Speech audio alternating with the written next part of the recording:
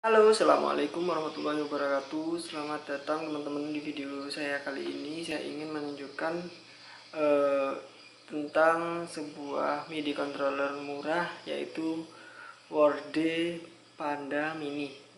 Nah, kira-kira mau apa aja yang kita dapetin dalam kotaknya, terus juga sedikit setup dan review mengenai controller ini. Apakah mudah digunakan? Jadi selamat menyaksikan. Oke teman-teman, ini adalah bentuk box dari Worde Panda Mini. Dan ini bagian bukaannya ya, bagian depan bawah. Terus ini bagian tampilan depannya Worde Panda Mini. Di sini di sebelah kanan kita bisa lihat bentuk dari MIDI controllernya, dan sebelah satunya kita bisa lihat spesifikasinya. Nah, ini samping sebelah kanannya tulisannya Worde Panda Mini. Di sini juga sama Worde, dan sebelah kanan apa Panda Mininya. Terus di sini juga sama. Ya, itu aja. Kita langsung buka isinya apa aja. Oh iya, untuk disclaimer ya teman-teman, sebenarnya MIDI controller ini udah pernah saya gunakan, udah saya buka, makanya plastik-plastiknya udah nggak ada. Di sini bisa kita dapetin sebuah kabel USB, terus buku-buku manual, dan juga MIDI controllernya teman-teman. Jadi bentuknya itu MIDI controllernya seperti ini ya. Di bagian touchnya lebih tinggi dibandingkan dengan bagian atas atau padnya. Sebentar saya turunkan bentar.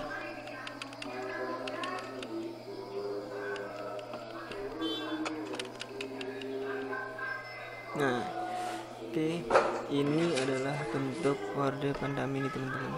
Jadi di sini kita bisa lihat ada 1, 2, 3, 4, 5, 6, 7, 8, 9, 10, 11, 12, 13, 14, 15, 16, 17, 18, 19, 20, 21, 22, 23, 24, 25. Nah, 25 touch yang diberikan oleh Worde Panda Mini. Dan di atasnya kita bisa lihat ada 8 pad yang bisa kita gunakan. Terus juga ada 4 knob yang bisa kita atur sesuai dengan keperluan kita ya teman-teman. Di bawahnya kita ada 4 menu sliding, atau apa ya, menu sliding ya namanya ya. Nah, itu ada 4 yang bisa kita program juga sesuai dengan keinginan kita ya. Nah, terus di sampingnya ada 8 tombol ya, sisi mode, terus termasuk bank, terus ini pitch control juga, terus next dan up down. Oke, ini bagian bawahnya keyboardnya, ini bagian sampingnya tidak terdapat apa-apa. Di bagian belakang juga kosong teman-teman. Nah, di bagian sebelah kiri ini samping atasnya kita bisa lihat ada sebuah lubang USB untuk menghubungkan kabel data ke komputer kita. Oke, sekarang kita mau coba bandingkan ya ukuran touchnya dengan flash disk yang saya punya ya. Teman-teman pasti punya flash disk kayak gini kan. Nah, ini untuk touchnya itu cuman separuh ya teman-teman, jadi 2 USB. Terus untuk panjangnya itu 1 jengkal tangan saya ini nggak sampai ya. Jadi untuk panjang lebarnya itu cuma sejengkal, nggak sampai. Dan touchnya itu 2 USB ini lebih pendek teman-teman, gitu. Jadi untuk lebarnya itu cuma sejengkal, panjangnya itu sejengkal setengah ya mungkinan. Nah, sekarang kita coba hubungkan USB dari PC yang udah dibawain dari kotaknya tadi dengan Worde Panda Mini. Oke, kita connect. Ya, otomatis terhubung ya teman-teman. Nah, gitu. Jadi nanti kita tinggal buka aplikasi DAW kita ya. Kalau saya pribadi menggunakan FL Studio, pertama kita coba FPC ya, atau drummer bawaan dari FL Studio. Tapi mohon maaf ini saya ada kesalahan waktu rekam, jadi nggak ada suaranya. Tapi jangan khawatir teman-teman, nanti bisa lihat di video akhir suara yang saya pakai ya teman-teman. Jadi saya lupa kita setting dulu MIDI-nya supaya bisa langsung digunakan. Pertama di sini kita pilih Worde, di sini juga kita pilih Worde. Terus di sini kita klik channelnya kosong atau terserah kalian, jangan lupa klik enable ya. Kalau udah kita okein aja. Nah ini saya sedang memainkan keyboard, sebenarnya drum ya teman-teman. Sebenarnya ini bunyi tapi karena recordingnya itu error jadi ya nggak ngeluarin suara gitu. Untuk mengatur sensitivitasnya kita bisa klik di MIDI, terus ini kita klik velocity teman-teman. Kalau normalnya sih biasanya di bawah dia, tapi kita bikin agak sedikit lebih naik. Nah terus kita cobain FL key teman-teman. Oh iya, saya ingetin lagi kalau misalnya di sini di videonya nggak bunyi suaranya, teman-teman bisa lihat di video akhirnya ya, itu gambar yang ada suaranya teman-teman. Jadi ini kan langsung direkam lewat screen recorder, nggak ada suaranya. Nah ini saya link controller untuk ngatur knop-knop yang ada di MIDI controller kita teman-teman gitu. Jadi kita klik link untuk controller, kita gerakin knob yang mau kita pakai untuk nyeting gitu. Oke, sip. Selanjutnya saya sedang menggunakan FL key ya teman-teman. Gak tahu kenapa nih teman-teman, mungkin saya salah settingnya ya, nggak ada suaranya. Saya cobain buka project kali ya. Nah ini sebenarnya saya lagi ngeplay musik dari project saya teman-teman, tapi ya itu saya salah setting di screen recordernya jadi nggak ada suara. Nah, kalau teman-teman mau lihat suaranya mana nanti bisa lihat deh di akhir. Nah ya ini kalau mau record kita pilih yang tengah nomor 3 ya teman-teman. Jadi kita live recordingnya kita masukin ke tempat mana kita mau ngisi. Kalau misalnya saya pengen ngisi apa ya, nah bassnya ini kita mau isi secara manual. Saya delete dulu ini semuanya sebentar, saya coba hapus dulu bassnya teman-teman. Saya hapus semuanya, terus saya live recording. Jadi tinggal di play aja, terus kita pencet-pencet di MIDI controller kita gitu. Jadi nanti saat rekamannya selesai dia otomatis tergambar di sini. Di contohnya ini yang salah nih, nanti saya hapus, saya ulangin lagi, dan gitu pokoknya lah teman-teman. Tinggal dihapus kalau kurang benar, kurang sesuai, tinggal dihapus, diulangi lagi. Nah teman-teman, ini adalah contoh yang saat saya tadi menggunakan screen recorder tidak keluar suaranya teman-teman.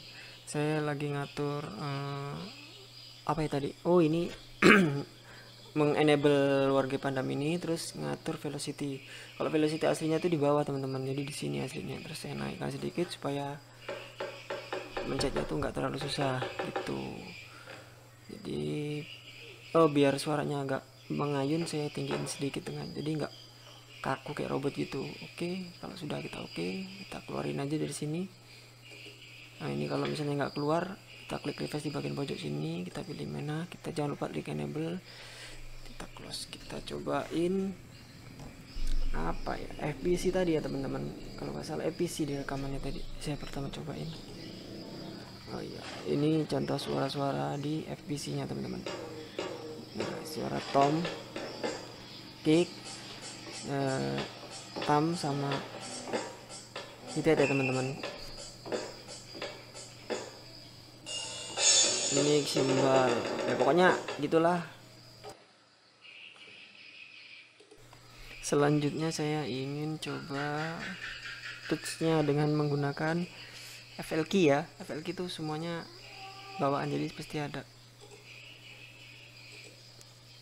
Saya klik di bagian FL key, saya coba pencet-pencet tombolnya asal-asal. Tombolnya enak ya teman-teman, jadi nggak terlalu keras. Ups, sorry itu salah tadi tuh.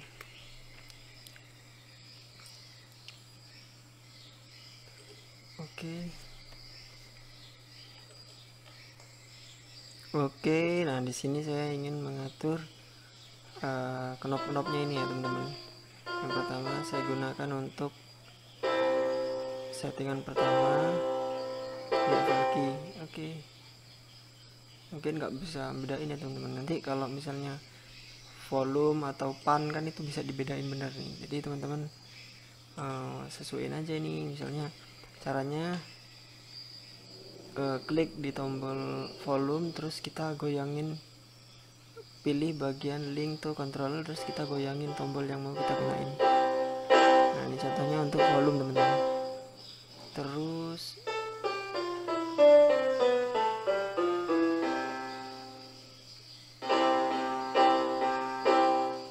oke. Nah sekarang saya coba atur pannya ya, pannya dengan tombol nomor 3. Pan itu suaranya di kanan atau di kiri ya, itu. Mungkin kalau nggak pakai headset nggak kedengeran, kalau pakai headset rasa dia suaranya pindah ke kanan ke kiri. Nah ini contoh pressing tombolnya ya teman-teman. Nah dan ini adalah demo velocity menggunakan knob teman-teman.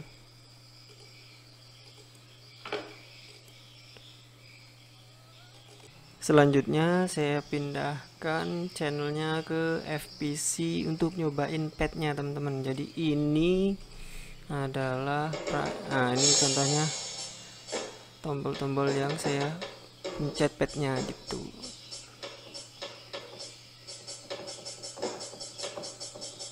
Nah, tombolnya itu enggak empuk ditekan masuk gitu ya teman-teman. Ini saya coba pencet keras, dia nggak berubah gitu. Nah ini touchnya nggak bisa, cuman ada beberapa yang bisa